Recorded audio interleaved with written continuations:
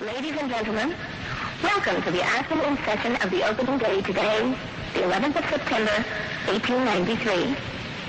We now introduce you to Swami Vivekananda from India and request him to address us. Swami Vivekananda. Sisters and brothers of America,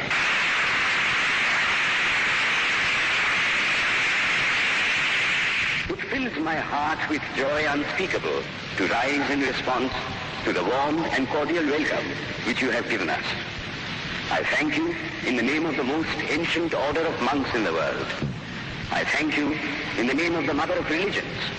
And I thank you in the name of the millions and millions of Hindu people of all classes and sects.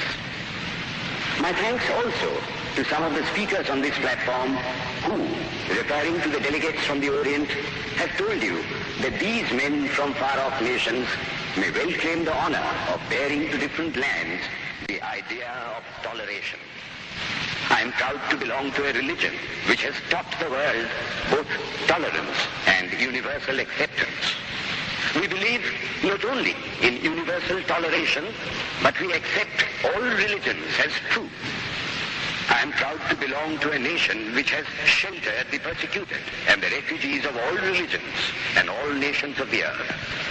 I am proud to tell you that we have gathered in our bosom the purest remnant of the Israelites who came to southern India and took refuge with us in the very year in which their holy temple was shattered to pieces by Roman tyranny.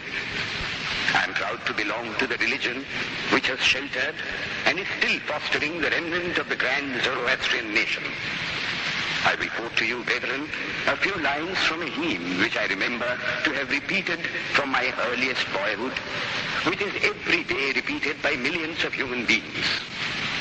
As the different streams, having their sources in different places, all mingle their water in the sea, so, O Lord, the different paths which men take through different tendencies, various though they appear, crooked or straight, all lead to Thee. The present convention, which is one of the most august assemblies ever held, is in itself a vindication, a declaration to the world of the wonderful doctrine preached in the Gita. Whosoever comes to me, through whatsoever form, I reach him.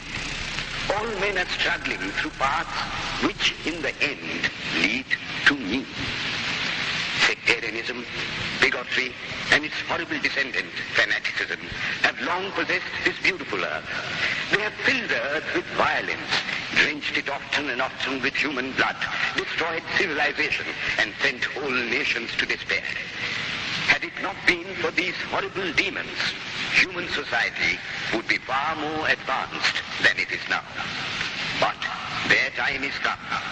And I fervently hope that the bell that tolled this morning in honor of this convention may be the death knell of all fanaticism, of all persecutions with the sword or with the pen, and of all uncharitable feelings between persons wending their way to the same goal.